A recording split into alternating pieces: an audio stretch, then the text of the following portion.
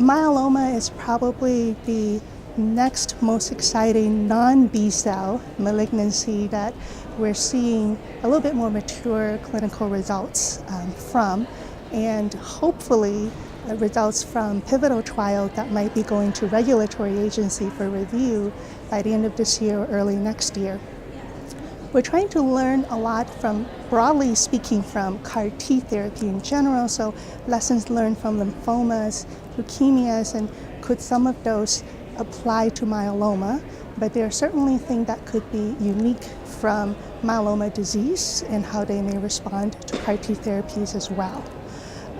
First, there's always a logistical consideration in terms of how long it takes to manufacture CAR T cells.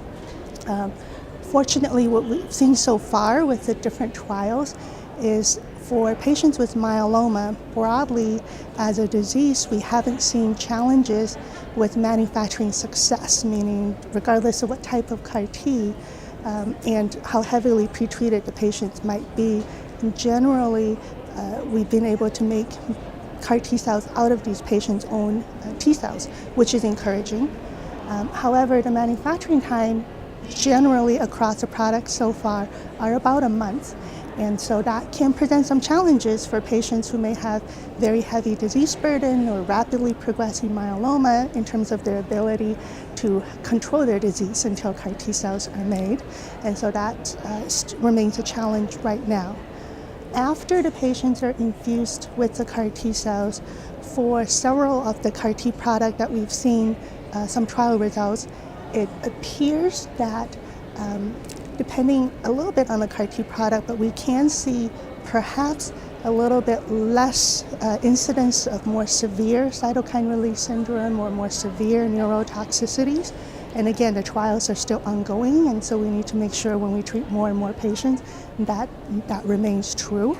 But compared, for example, to leukemia or a certain construct with lymphoma experience, that might be the case in the situation with the specific CAR Ts for myeloma, and that can be encouraging, in terms of the ability of patients to get this treatment, particularly with the demographics of these populations. Some of these patients could be on the older side, and so from their general performance status, medical comorbidities, there may be more patients who can tolerate CAR T treatment, which could be encouraging.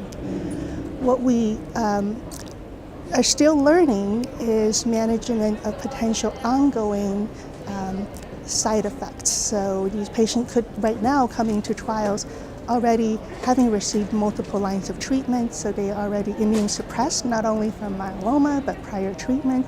And so in recovering from the CAR T process, are they at increased risk for certain types of infections? Do we need to manage immune recovery and antimicrobial prophylaxis differently? And those are all things that we are still learning as well.